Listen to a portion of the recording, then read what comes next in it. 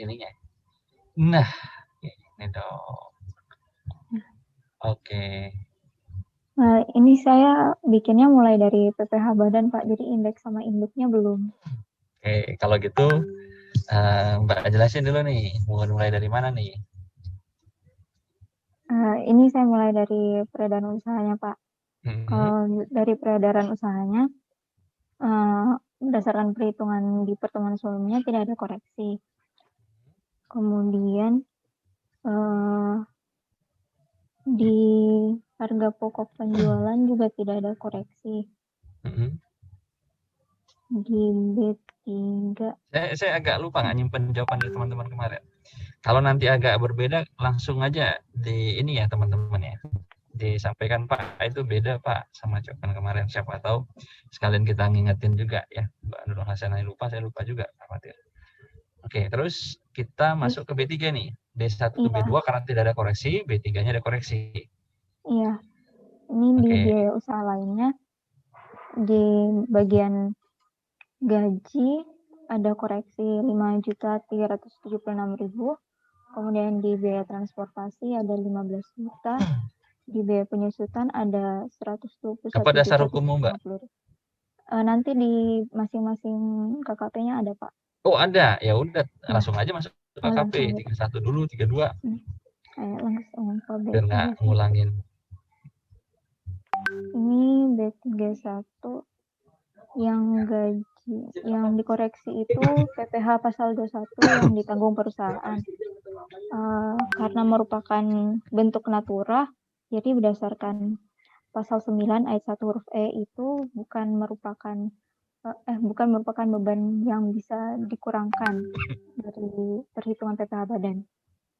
Oh, jadi Mbak mengkoreksi ini langsung di pos biaya ya. Berarti nanti di koreksi fiskal positifnya udah nggak ada lagi gitu ya. Itu bagian penyesuaian koreksinya itu saya masih bingung, Pak. Jadi saya langkahi tadi. Ya maksud saya ini kan kalau B31 sudah diisi koreksinya nanti B7 nggak diisi lagi kan? Iya, Pak. Saya langkahi tadi B7-nya, Pak, karena saya bingung. Apa? Tadi B7-nya saya langkahin karena saya bingung, Pak. Oh, udah pegangan tadi setelah bingung. Iya. Ini nggak apa-apa teman-teman. Jadi ini opsional aja. Sebenarnya juga dalam prakteknya itu banyak juga teman-teman pemeriksa itu yang mengkoreksi langsung di kalau contohnya seperti apa Mbak Nurul buat ini di B3 itu langsung dikoreksi di situ, kemudian apa namanya dasar hukumnya dibuatkan situ. Ada juga memang semuanya dikonfirm selain pengujian-pengujian, kemudian nanti koreksi-koreksinya ada di mana tuh di B7 semuanya gitu. Nah, itu yang saya bilang tadi tidak ada standar baku terkait dengan itu. Tapi yang pasti semua orang bisa melihat. Ada yang mensimpelkan jadinya semua koreksi itu di B7 atau B8. Tapi ada juga supaya langsung di pos B3 itu bisa terlihat langsung, misalkan biaya operating B3 ini terkait biaya dari luar usaha kan, biaya dari luar usaha bisa kelihatan langsung di situ berapa netnya, ada juga yang seperti itu. Ya, ini sebuah pilihan aja ya. Oke, monggo Mbak lanjut. Lanjut ke B32.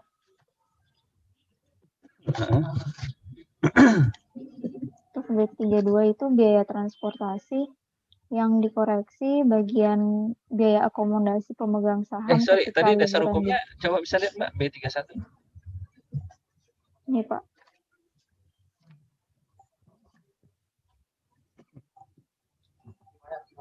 Ada hasil pengujian.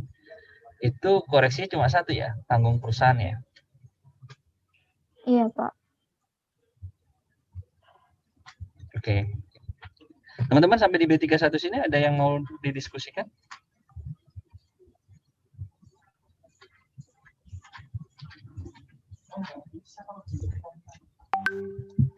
Ada yang mau ditanyakan? Nggak ada? Jangan diem aja ya. Diam-diam tiba-tiba nanti ujian nanya. Izin bertanya, Pak. Ya, monggo Mas Fajar. Kalau tadi beberapa pemeriksa ada yang koreksinya di B31 atau yang langsung ke B7. B3 ya, ada B3. Apa? Ada B7.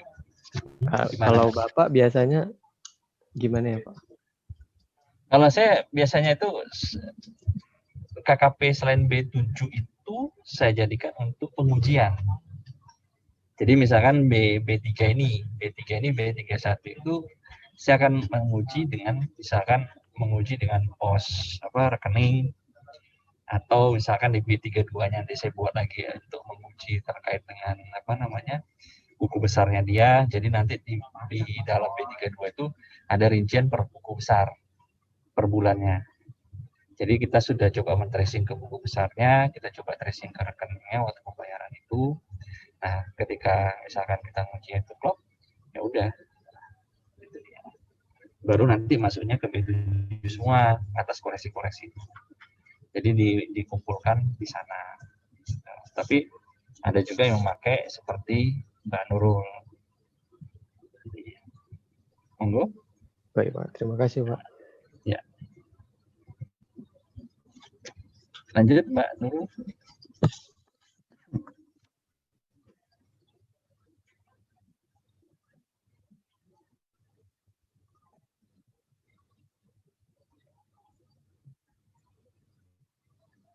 Oke, lanjut Mbak Nurul di B32 apa tadi?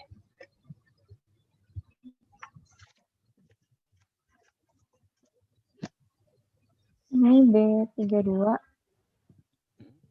yang dikoreksi bagian biaya akomodasi pemegang saham ketika liburan di Bali. Karena merupakan biaya yang dikeluarkan untuk kepentingan pribadi sesuai pasal 9 ayat 1 huruf I itu tidak dapat dibebankan. Oh, oke. Pemegang saham yang sana ya.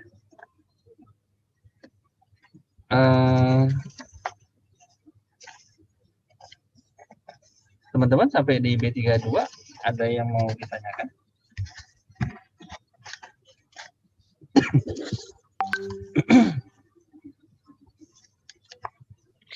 Pak, mungkin saya mau bertanya Pak. Boleh. Jadi sebenarnya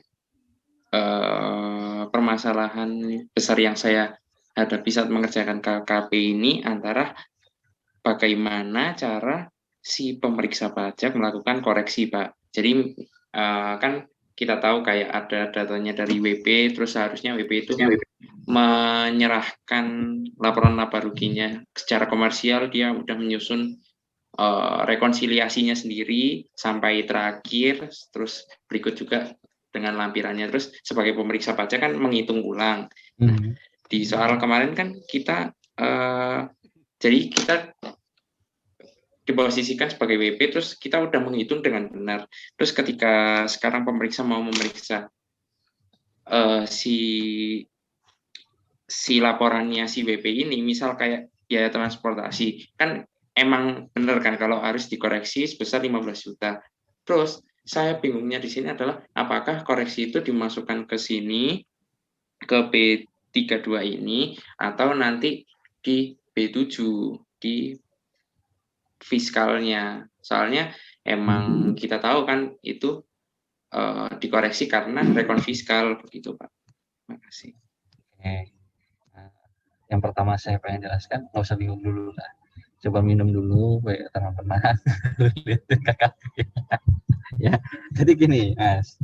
Konsepnya gini, kertas kerja kita buat dalam bentuk Excel itu sebagai kerangka acuan kita. Jadi sudah punya pattern. Nah, tinggal kalau mau mensimpulkan yang tadi saya bilang di B31 di klop mulai dari B1 mulai dari kecuali omset ya. Biaya-biaya semuanya itu yang B2, B3 ya, B5 ya, itu kan biaya-biaya semua itu. Itu di-pull aja di B7.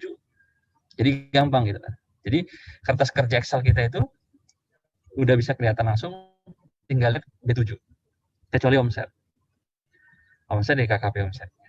Gitu lah. Kalau mau simpel. Tapi kalau misalkan seperti Mbak Nurul pengennya segini, ya seperti ini nggak apa-apa juga, karena nanti kan akan terlihat nanti di KKP Indo itu akan ada koreksi-koreksi itu. Nah, ketika nanti ada selisih antara WP dengan Fiskus, Itu tinggal kita lihat, oh di B2, berarti koreksi B2. B2 kenapa? Kita buka kertas kerja B2. Atau di B2, B2, B3, dan B5 tidak ada koreksi, berarti kemungkinan si pemeriksa akan mengkoreksi di B7 kalau memang ada terkoreksi. Kan itu. Nggak apa-apa sih. Jadi kertas kerja yang di Excel yang kemarin teman-teman buat itu seperti kerangka acuan. Tinggal nanti teman-teman, makanya saya bilang kalau semakin mahir teman-teman dalam melakukan itu, biasanya semakin mudah. Jadi kalau misalkan teman-teman mau nganalisis dulu, analisis soal semuanya, baca soalnya kalau bisa 5 menit selesai. 5 menit tinggal nanti koreksinya. Ini B7, ini B, ini B, ini B, ini B, ini B. Nah, ketika nanti teman-teman ketika mau mengisi LHP atau KKP, itu teman-teman udah terfokus, oh biaya B7 semua. Oh nanti omset berarti ke B1 ya.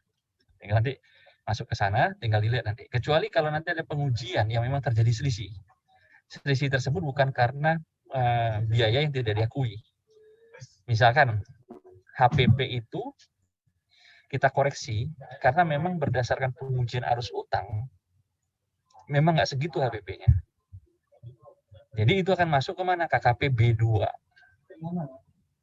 Gitu loh. Mau nggak mau masuk di situ. Karena itu bagian dari pengujian untuk HPP. Kecuali kalau di KHPP itu ada biaya yang tidak diakui. Nah, teman-teman mau lempar semua koreksi-koreksi atas biaya yang tidak diakui itu di B7, monggo. Artinya, secara hitungan matematis dari wajib pajak teman-teman mengakui sebesar itu HPP-nya, tapi terjadi koreksi atas HPP itu karena ada biaya yang tidak diakui dan teman-teman koreksi di B7. Nah, nanti teman-teman agak sedikit capek ketika nanti mau membuat penjelasan. Di penjelasan kan pasti nanti akan dibuat tuh, itu biaya dari mana, kan gitu. Misalkan nanti di penjelasan B7 akan masuk HPP, koreksi biayanya ini, terkait dengan ini, dasar hukumnya ini. Kemudian di bawahnya biaya operating expense, koreksinya ini, dasar hukumnya ini. Kemudian biaya dari usaha, ada koreksi dari pos biaya-biaya ini aja. Kemudian nanti kok dasar hukum seperti ini. Nah, kalau itu semua di-pool di B7. Tapi kalau teman-teman mau mencar seperti ini, maka nanti di B7 itu ya berarti atas biaya lain-lain biasanya. Gitu ya. Oke, sampai sini mau ditanyakan lagi teman-teman? Ada yang belum kurang jelas? Oke. Monggo Mbak lanjut di B berapa nih? B3 berarti.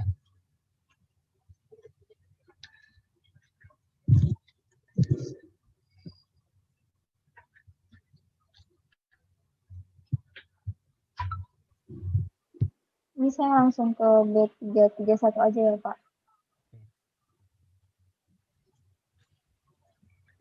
B331 aja langsung. B331 ini biaya penyusutan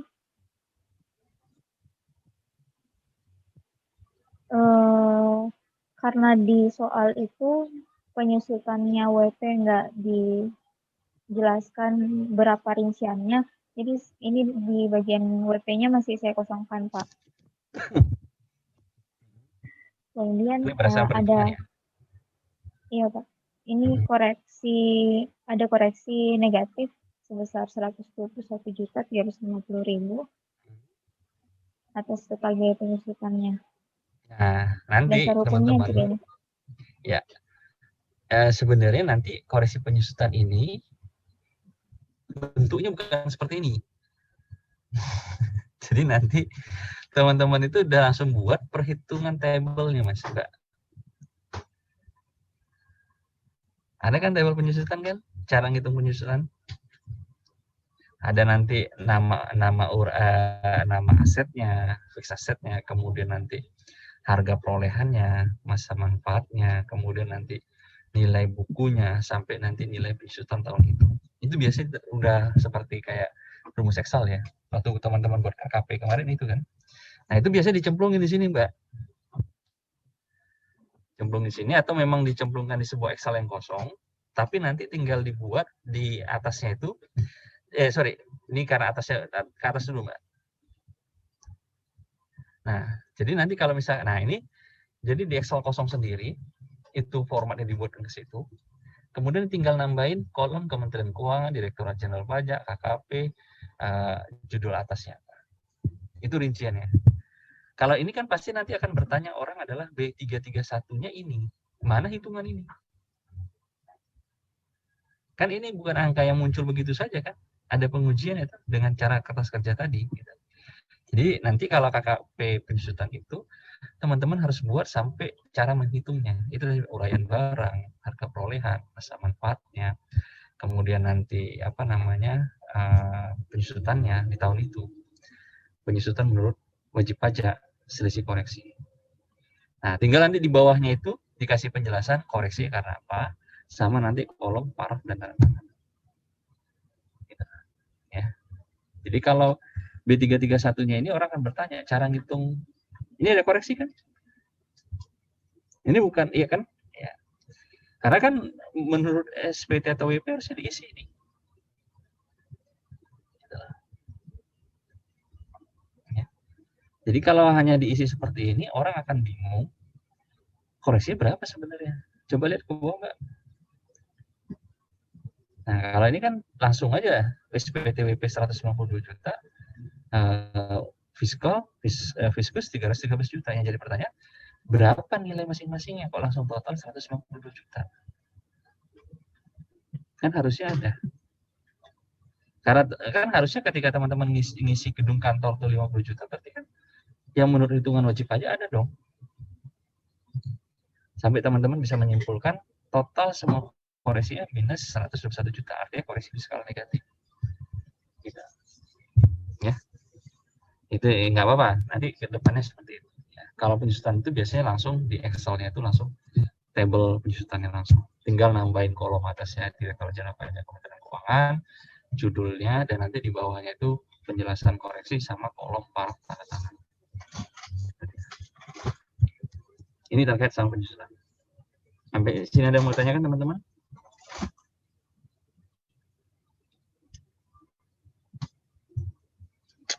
Pak, berarti tapi tetap dibuat di satu sheet kan Pak ya? Apa ntar dibuat subnya lagi? B31?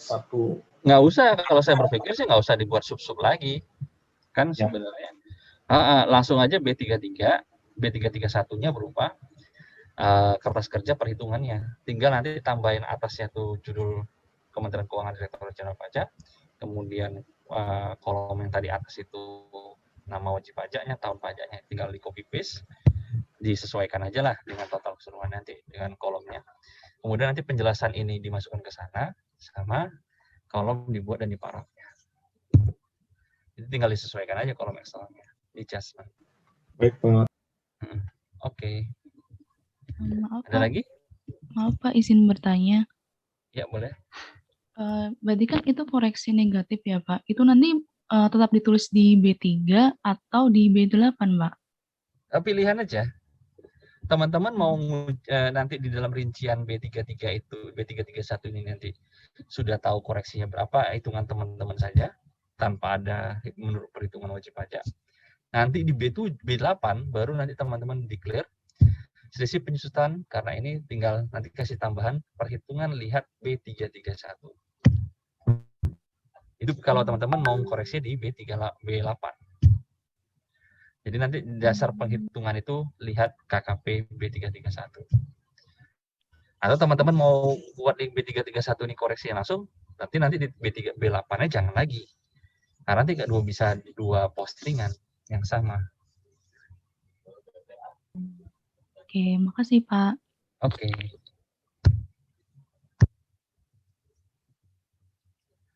Oke. Itu ya, Mbak Nurul ya. Oke. Jadi kalau nanti dalam kondisi lain nanti dibuatkan hitungannya ya. Oke, lanjut mau ke B3 berapa?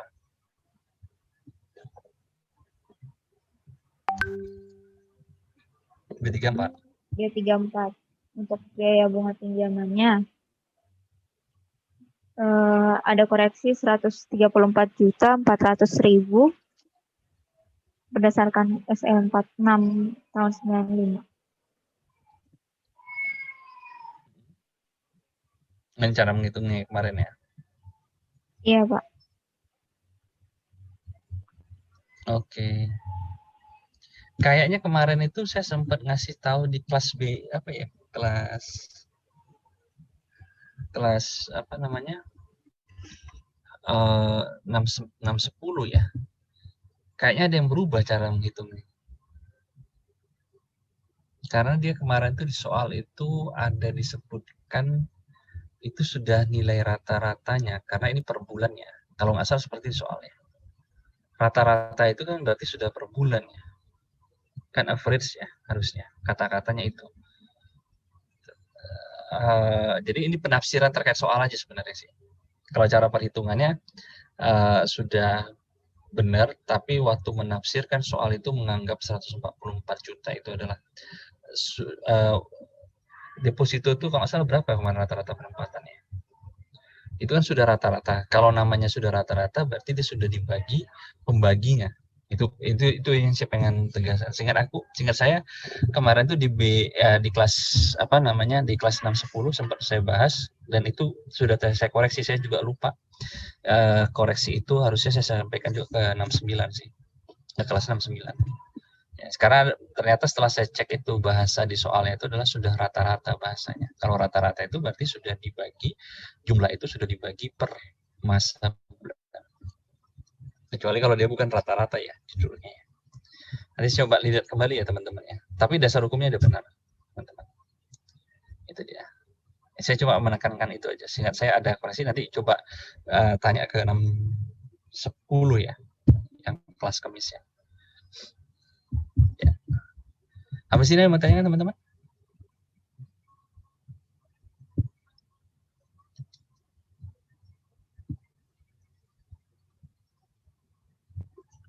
Ada, ayo coba kita lanjut lagi. Lanjut, Mbak.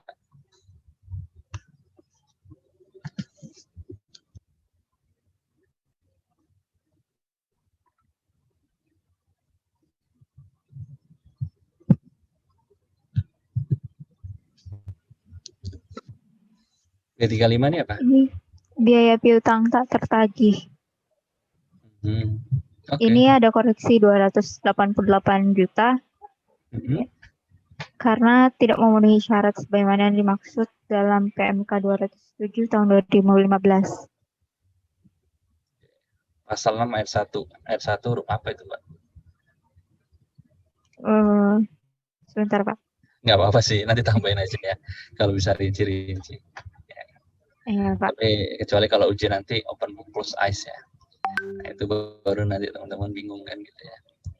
Tapi kalau open booknya bisa ngelihat buku ya, teman-teman nanti tinggal searching aja lah, tinggal ambil dasar hukum. Ya. Oke, lanjut teman-teman.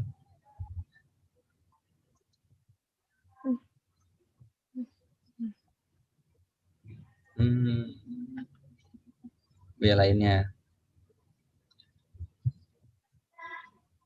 Ini untuk biaya lainnya ada beban pengiriman, beban premi asuransi, beban ATK, listrik, telepon, pajak, dan beban lain-lain.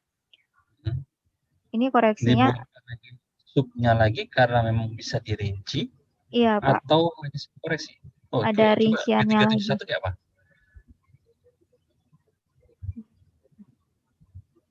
Ini di beban premi asuransi ada asuransi gedung kantor, premi jam sostek, sama asuransi kesehatan karyawan. Yang dikoreksi yang asuransi kesehatan karyawan.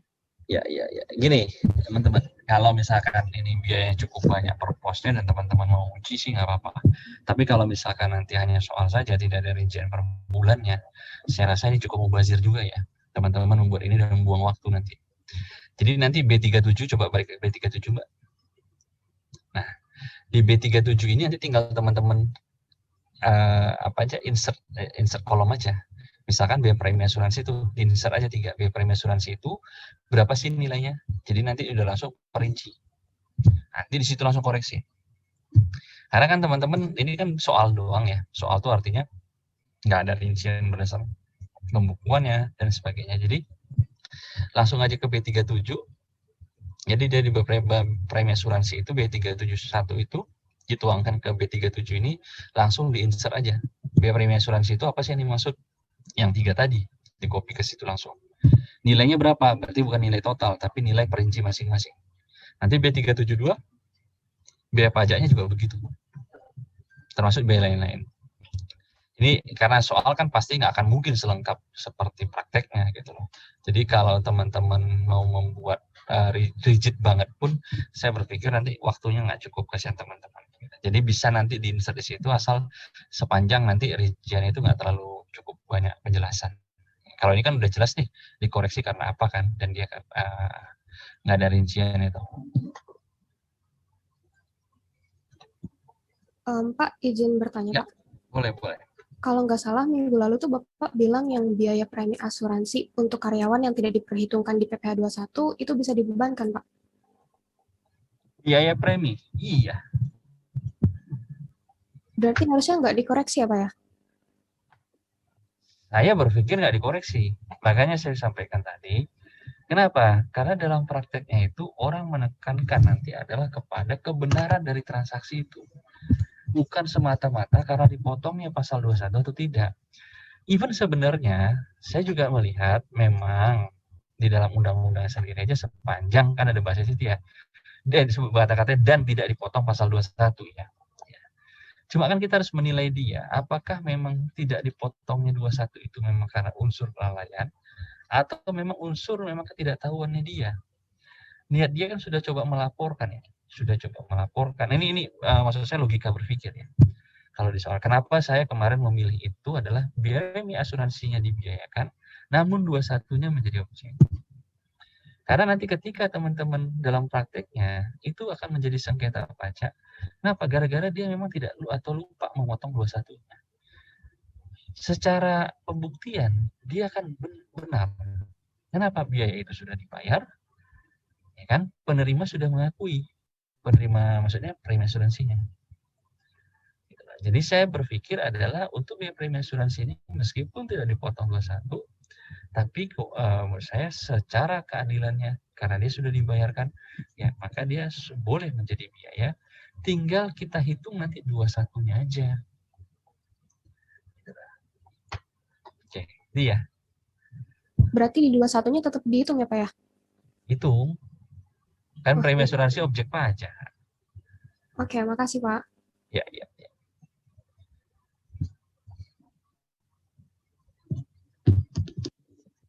Oke, ada lagi teman-teman? Oke, kalau nggak ada, dilanjut Pak, di bawah koreksinya apa nih?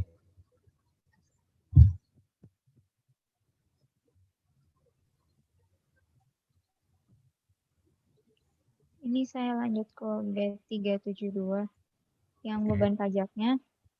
Yang dikoreksi sanksi keterlambatan karena sanksi keterlambatan lapor SPT sebesar 1 juta. Kemudian di B373 itu ada beban pelatihan karyawan, pemberian makan minum di kantin untuk semua karyawan, pemberian pakaian seragam satpam, sumbangan bencana nasional, dan sumbangan HUT kemerdekaan RI. Yang dikoreksi sumbangan HUT kemerdekaan RI karena tidak termasuk sumbangan yang boleh dibebankan di pasal 6. Oke. Kalau mau dirinci lagi, PP 93 tahun 2010. Kalau nanti mau ditambah ya di bawah pasal 6 ayat 1. 6 ayat 1 terus ya, nggak ada hurufnya.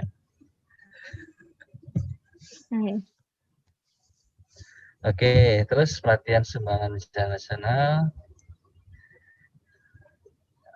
Oh, Mbak pakai 2 dasar hukumnya. Koreksi positif yang nomor 2 itu apa?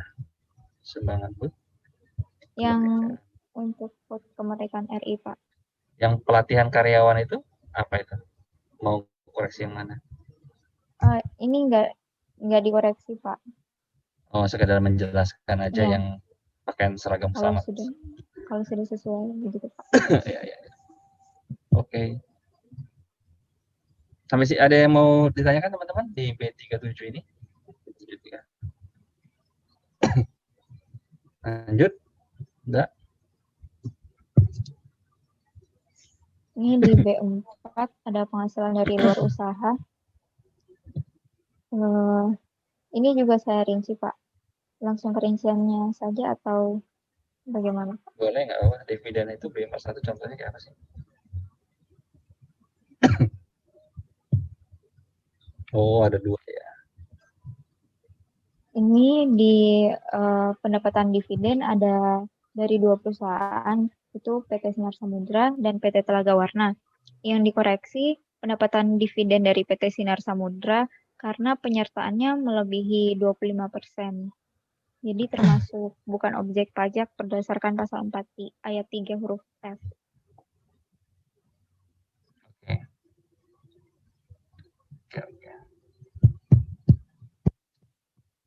Selanjutnya di pendapatan bunga ada pendapatan jasa giro Bank Mandiri, pendapatan bunga tabungan dan deposito Bank Mandiri, kemudian pendapatan bunga pinjaman dari PT Timur Laut.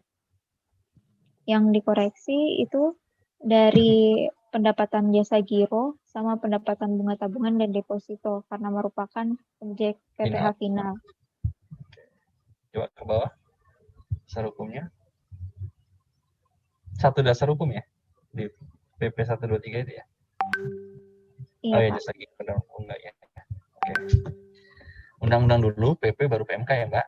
Susunannya Oh begitu iya, ya? Pak. Oke. Lanjut B43. Ini B43 pendapatan sewa. Ada sewa gudang dari PT Sumber Rezeki sama sewa mobil pickup dari CV Langlang Buana. Seluruhnya ya harusnya yang dikoreksi cuma yang sewa gudang. Gudang aja, ya. Ya. Ini tadi salah rumus.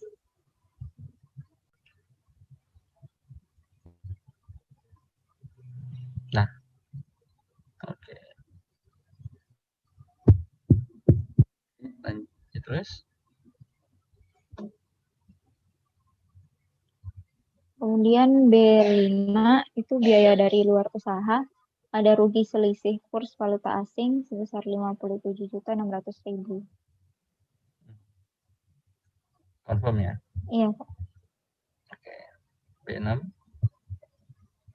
Ini B6 penghasilan neto luar negeri sebesar 806.400.000. Sudah sesuai juga, Tidak Pak? koreksi? Tidak, Pak. Kalau nanti dia mencatat sebagai net, teman-teman close up dulu ya di sini. Pak.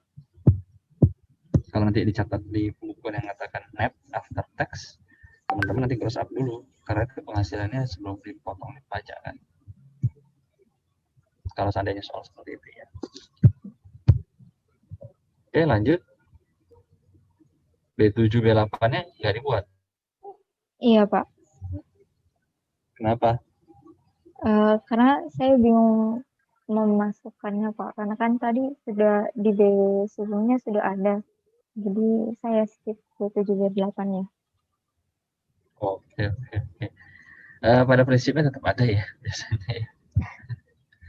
B7 B8 itu ya. Tetap ada ide-idenya. Oke, 9.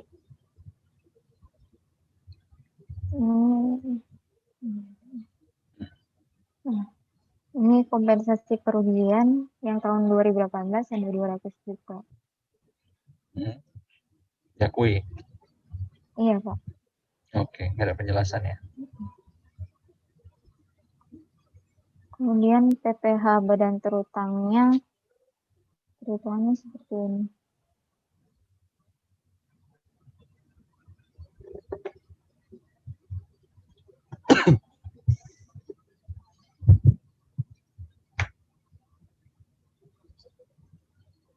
Ini untuk kredit pajak ada kredit PPh 22, 23, dan 24. Total nilainya 481.800.000. 24-nya nanti cara menghitungnya dimasukin di bawah ya, di bawah KKP itu ya. Oh iya, Pak.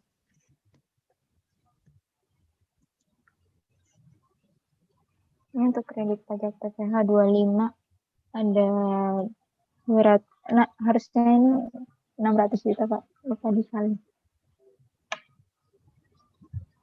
25-nya udah dibuat ya. Pak.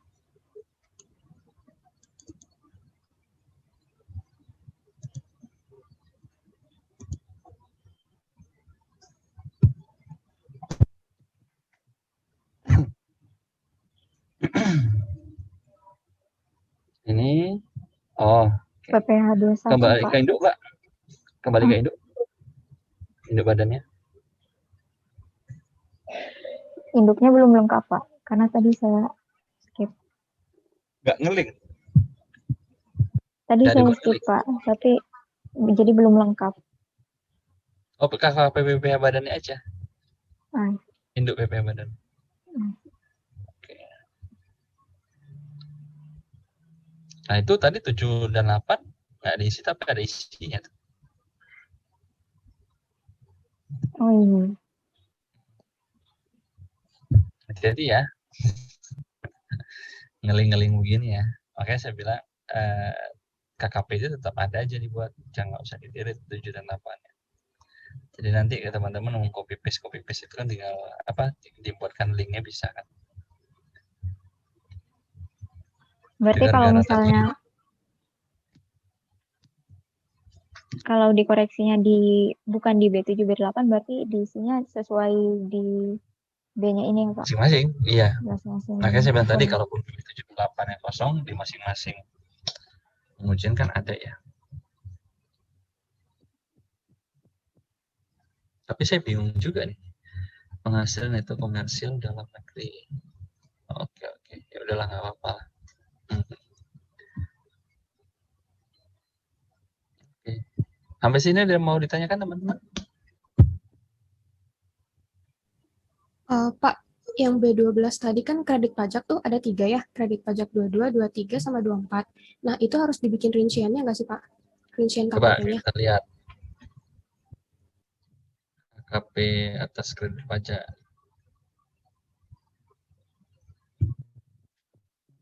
Nah, kalau soal itu kan kadang-kadang terbatas ya teman-teman ya.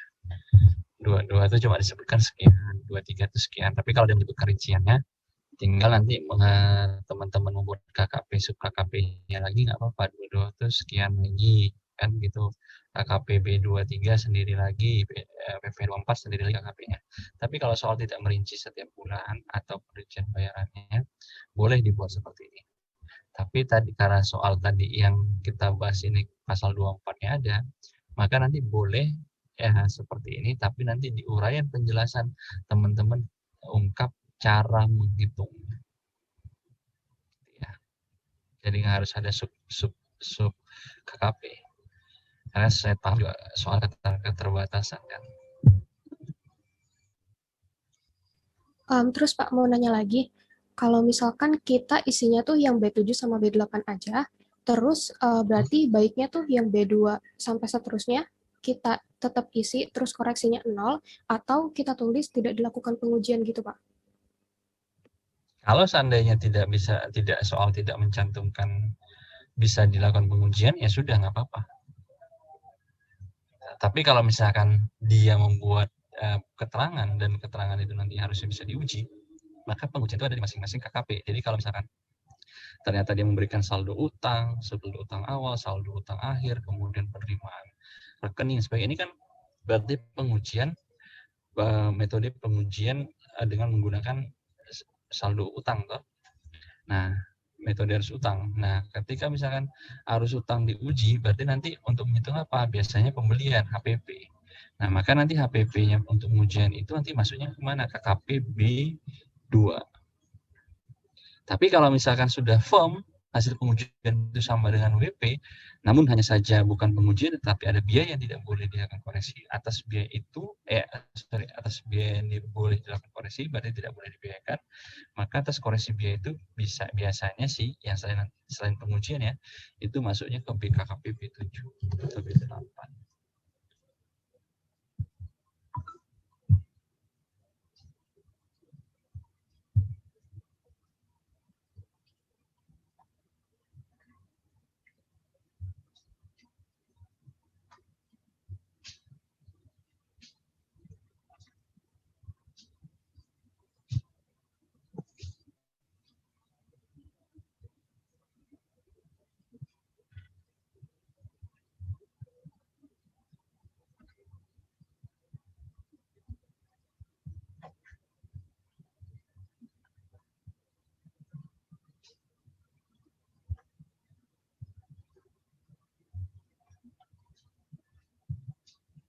Sampai sini yang mau tanyakan teman-teman?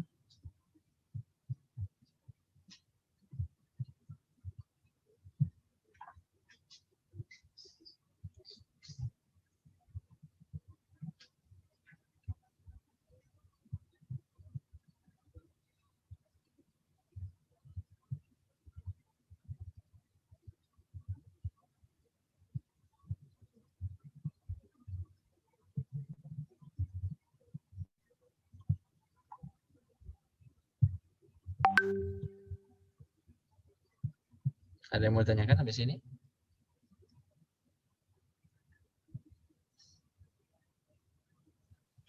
Saya mau tanya Pak, Ya. ini kan kalau karena latihan masih pakai Excel, kalau pas UAS begitu boleh pakai Excel juga atau manual di kertas Pak buat KKP-nya? Ini wes angel lagi. saya belum berani komen ya Mbak ya. Maksudnya nanti tergantung kan nanti kesepakatan dengan dosen ya, kesepakatan nanti juga soal mana yang mau diterbitkan gitu lah ya. Saya sih memang lebih prefer pakai Excel ya. Saya lebih prefer pakai Excel. Tapi nggak apa-apa lah, nanti kan nanti akan saya coba sampaikan kalau memang pun nanti tidak bisa pakai kertas kerja pakai Excel, ya teman-teman harus siap juga dengan kertas kerja manual. Ya, biasanya sih kalau kertas kerja manual dari Stan itu sudah memberikan formnya. Tinggal nanti teman-teman mungkin kalau sekarang tuh download tinggal nulis manual lah. Gitu aja. Dulu yang terjadi sama saya begitu. Jadi saya ketika ujian itu sudah diberikan formnya, form KKP yang sudah di print, jadi nanti tinggal isi manual. Tapi kalau misalkan nanti teman-teman dengan sekarang ini ujiannya online, moga-moga bisa sudah menggunakan Excel. Ya. Jadi bagaimana dan bagaimananya ya saya coba sampaikan. Ya. Kalau saya sih lebih prefer pakai Excel. Bisa jadi pakai Excel tapi soalnya nggak rumit dikit. Jadi nanti teman-teman tinggal bagaimana nanti menjalin soalnya dan memasukkannya ke KPKP. Makanya saya sampaikan tadi, ini harus diisi. Gitu. Kalau teman-teman nggak mencoba untuk mengisi, nanti teman-teman hanya sekedar lihat-lihat saja. Ketika nanti pada ujian, setidaknya ujian ya, teman-teman akan bingung nanti, bener nggak ya, gugup nanti. Gitu. Karena belum pernah nyoba, gitu. Rasa khawatir tuh ada. Gitu. Tapi kalau udah pernah nyoba, itu pasti dengan sendirinya, oh iya, ini harusnya masuk ke sini.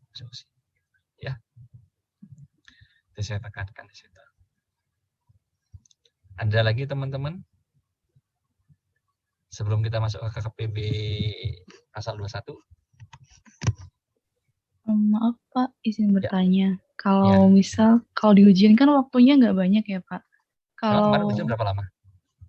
2 jam kurang lebih.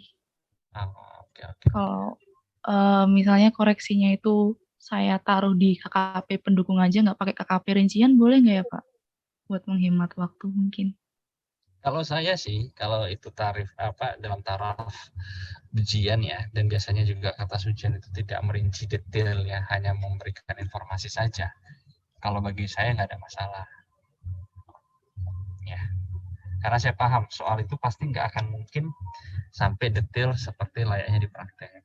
Saya masih memaklumi. Makanya kan saya tadi bilang seperti KKP berapa tadi? B37 tadi kan terlalu banyak. Saya bilang kenapa? Soal biasanya juga nggak terlalu mendetail kan gitu. Jadi cukup nanti tinggal di insert kolomnya, tinggal biaya-biayanya apa saja. Saya lebih prefer begitu. Pada prinsipnya saya juga tidak mau merepotkan teman-teman, tapi bagaimana teman-teman memahami ya, dari KKP ini, itu aja sih sebenarnya. Kalau bagi saya nggak ada masalah. Oh, baik Kecuali Pak. tapi saya kasih catatan, ketika nanti teman-teman suatu saat jadi auditor, itu jangan terbawa ya. Karena kalau biasanya suatu saat teman-teman jadi auditor itu harus diuji. Dan biasanya data wajib pajak itu ada. Gitu ya. Oke. Terima kasih Pak. Ya.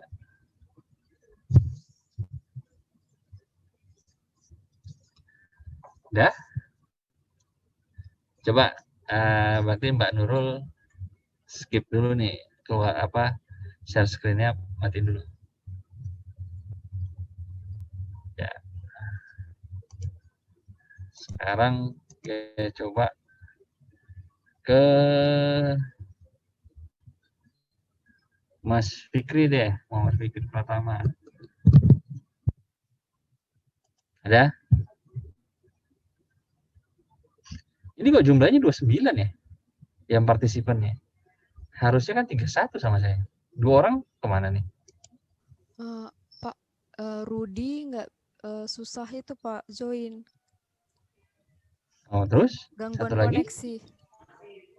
Satu lagi Tetuko, Pak. Tadi dia bilang reconnecting terus. Masih keluar masuk, keluar masuk.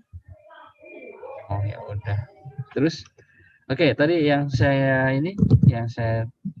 minta tadi mau Mas Muhammad Fikri itu pertama. Ada?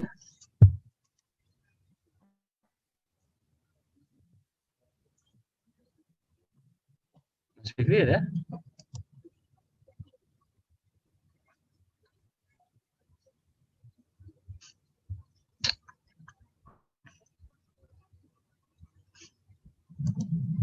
Mana orangnya?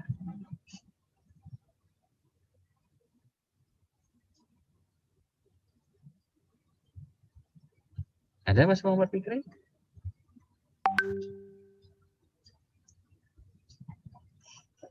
Coba telepon dulu kemana keberadaannya.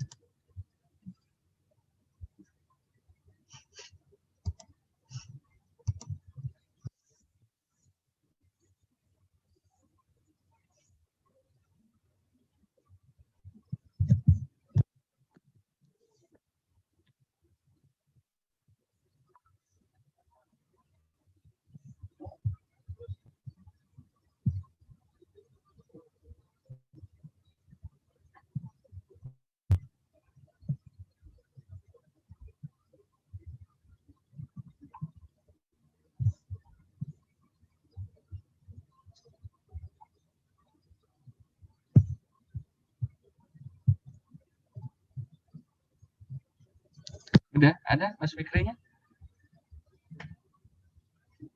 Lah kemana?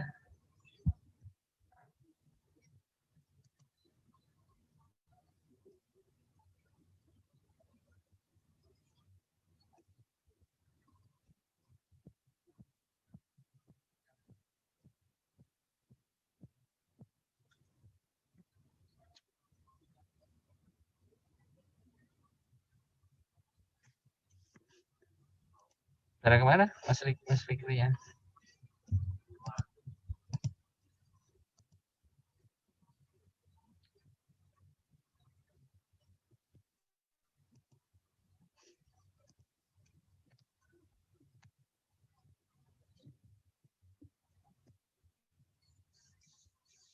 Ada.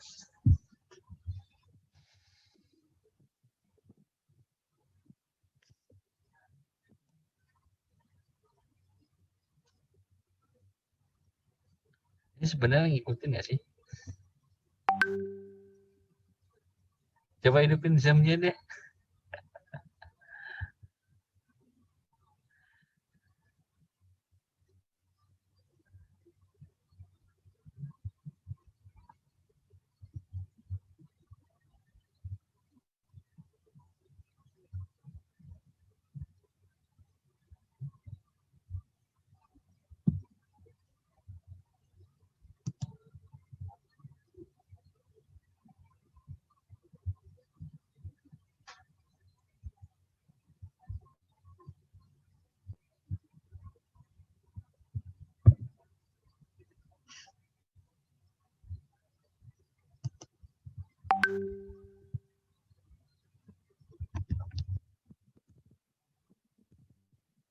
Mana Mas Fikri Pratamanya?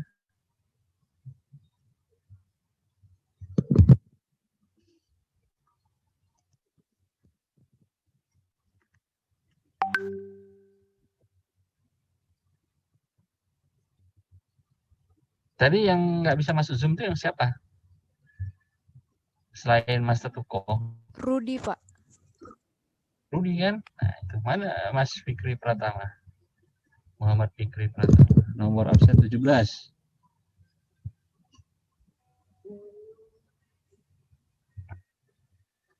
Barusan Fikrinya keluar Zoom, Pak. Lagi coba dihubungin.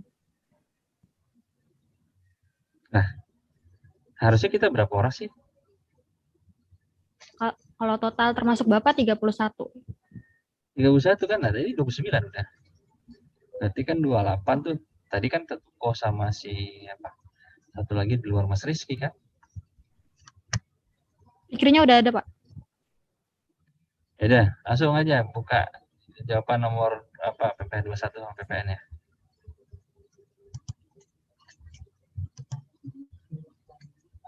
Tes. Ya, monggo, Mas.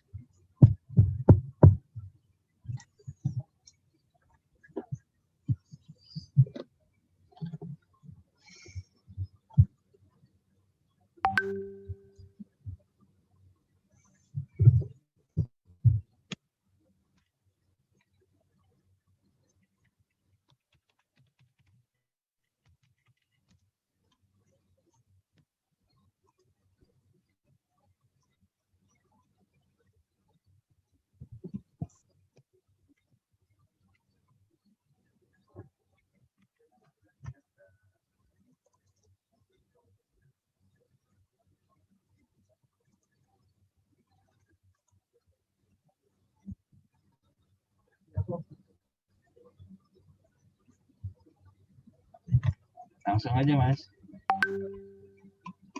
Nggak bisa.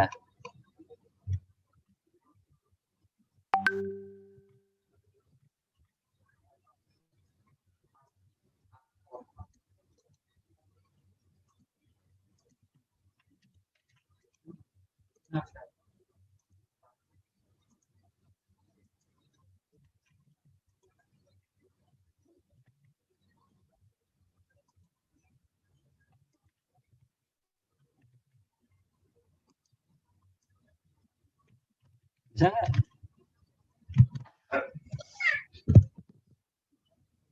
Kalau nggak bisa kelamaan,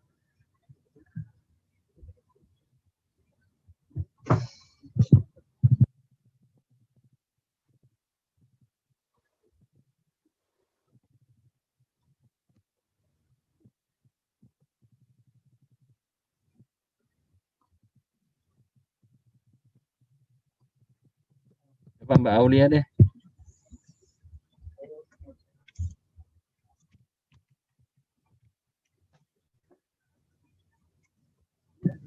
Baik Pak, saya coba Pak.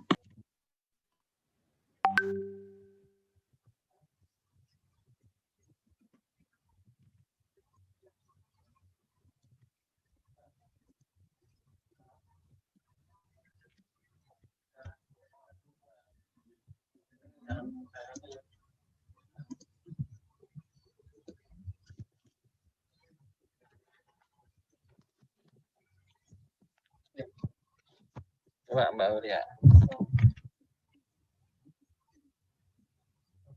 Sebentar Pak, saya buka.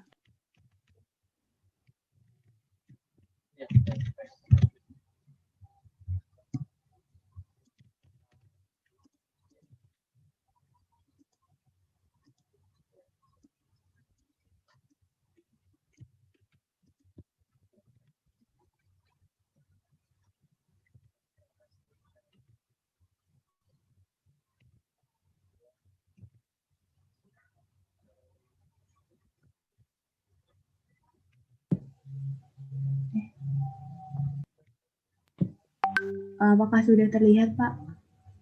Sudah. Baik, jadi kalau yang B mungkin sama ya Pak sebelumnya. Cuman kalau misalnya tadi Nurul dijelaskan di bagian B-nya. Ini aja Mbak, B KKP PP 21 sama PPN aja. Oh, maaf Pak, kalau yang PPH 21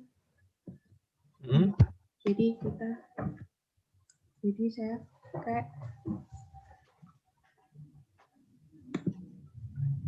yang saya sebenarnya itu sih Pak masih ragu yang untuk PPH 21. Saya tadi baru memfokuskan di yang B, tapi sudah saya coba isi. Bentar Pak.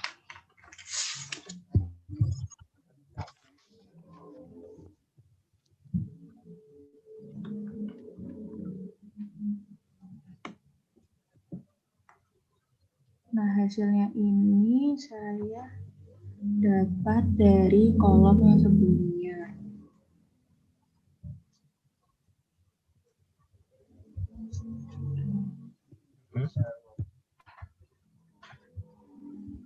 Dengan mengeluarkan, bentar Pak. Oh, sepertinya.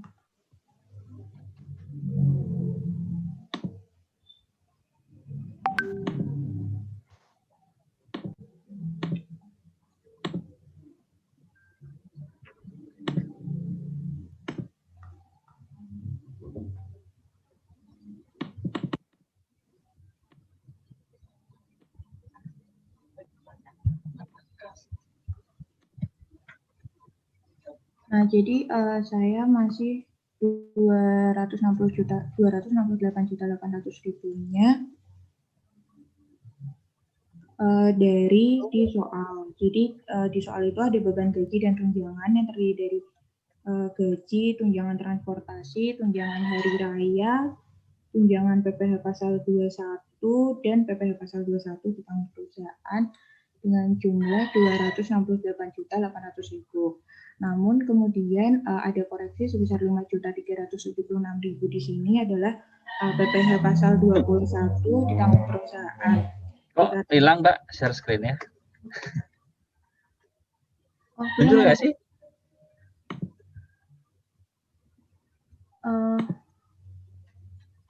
Sebentar Pak, tadi sudah saya share screen lagi, sebentar Pak.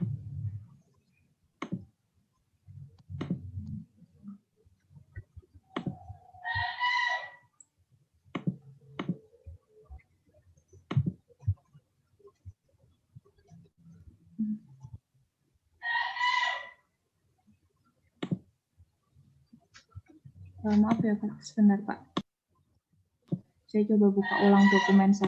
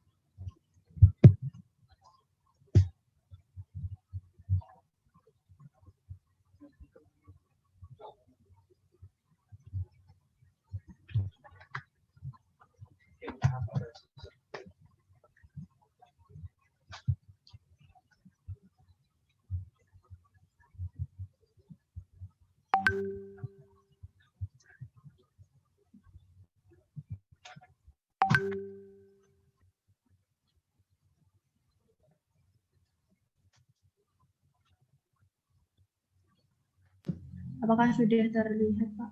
Oke, udah.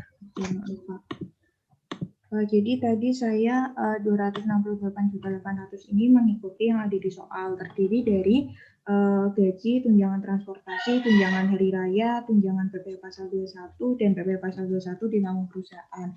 Namun kemudian dilakukan koreksi terhadap PPh pasal 21 yang ditanggung oleh perusahaan karena bukan merupakan penghasilan bagi karyawan, sehingga dilakukan koreksi. Nah,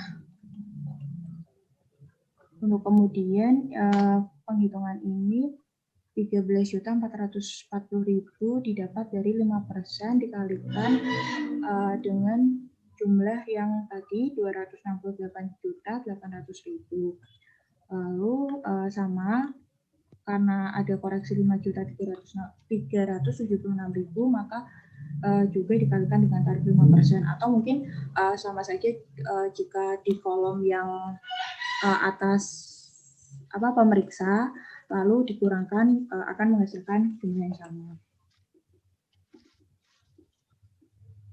Ya Pak, seperti itu. Kemudian untuk D1-nya. Ini pengujiannya ya? Iya.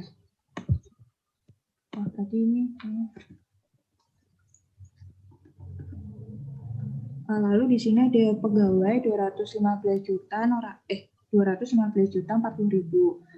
Lalu ada tunjangan transportasi sebesar 26.880, tunjangan hari raya 13.440.000, dan untuk tunjangan PPh pasal 21 8.064.000. Ini tidak ada asuransi kesehatan.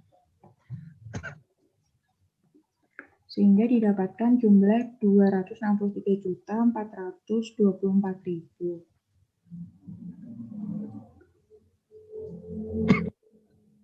Nah, kemudian tapi objek pajak menurut SPTWP adalah 268.800.000. Dikarenakan menurut WP tadi terdapat biaya pajak penghasilan pasal 21 ditanggung perusahaan, sehingga tadi koreksi yang dilakukan adalah 5.376.000 dan koreksi PPh-nya terhitung 5% dikali dengan 5.376.000 adalah 268.800. Sudah, Pak. Ini kita pakai kisaran ya, nggak apa-apa sih. Saya biar teman-teman coba melatih aja sih, karena nanti ternyata di soalnya itu disuruh buat nanti KKP 21 ya. Ini kan kita pakai kisaran kemarin ya. Kita pakai kisaran sehingga teman-teman coba melatih untuk melihat objek 21-nya bagaimana ya. Nah, ini pasti juga nanti akan jadi perdebatan sama teman-teman Pak. Tapi kalau ada yang mau bertanya kan nggak apa-apa. Kalau saya sendiri yang bertanya boleh? Boleh, nggak apa-apa. Jadi kan di sini, ini saya bingung Pak sebenarnya. Jadi kan setelah itu, di soal itu ada beban gaji dan tunjangan. Lalu ada beban premi asuransi juga Pak. Nah, salah satu beban premi asuransinya itu kan ada premi jam sostek karyawan itu yang diperhitungkan sebagai objek. Maka akan diperhitungkan di pos-pos laporan laba rugi di bagian objek pajak menurut pemeriksa atau tidak? Kenapa, sorry? Kalau bisa di pos-pos tersebut dikoreksi? Ya kan, kalau saya ini tadi baru memasukkan akun-akun yang dirinci dalam beban gaji dan tunjangan. Lalu selanjutnya ada beban premi asuransi Pak. Nah, salah satunya adalah premi jam sostek karyawan yang diperhitungkan sebagai objek PPh pasal 21. Nah, untuk premi jam sostek karyawan itu dimasukkan dalam penghitungan ini atau tidak? Oke, nah kita kembali ke 21. Premi kira-kira masuk nggak? Kalau dalam objek premi yang dibayarkan oleh pemberi kerja.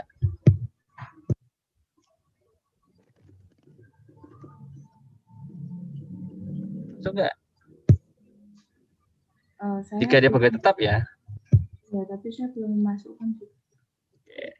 Jadi kenapa tadi saya bilang itu?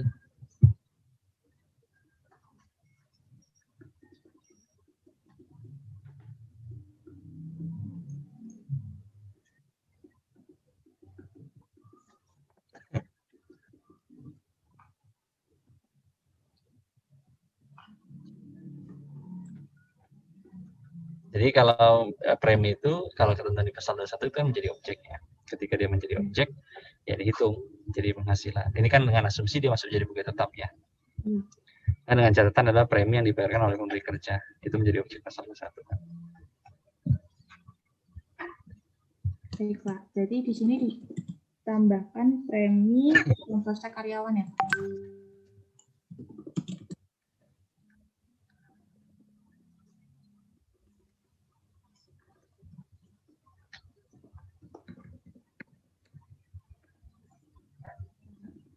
Nah, ini kan pakai asumsi ya kita ya. Sehingga nanti ditarikan tarifnya 5% ya. Pro rata aja. Oke, sampai sini ada yang mau tanyakan lagi teman-teman?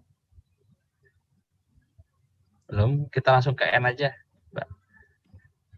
N, nah ini kan tinggal ekualisasi dengan omset ya. Coba lihat ke ekualisasinya, Mbak. Atas. Oke, nah ini yang sebenarnya kan rumus waktu dulu di SE65 ya.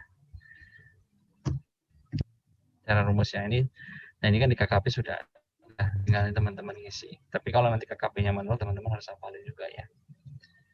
Cara ngitungnya ini. Coba terus ke bawah. Oke, nggak ada selisih ya. Oke, sehingga PPN-nya confirm ya. Ada yang mau ditambahkan terkait sama KKPN?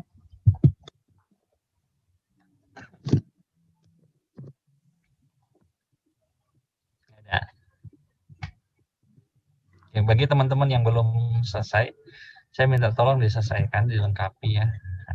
Nah, bisa jadi ini nanti menjadi tugas teman-teman. Jadi nanti kalau memang dibutuhkan tugas ini yang dikumpulin. Ya. Sejauh ini sampai dengan materi hari ini ada yang mau ditanyakan teman-teman?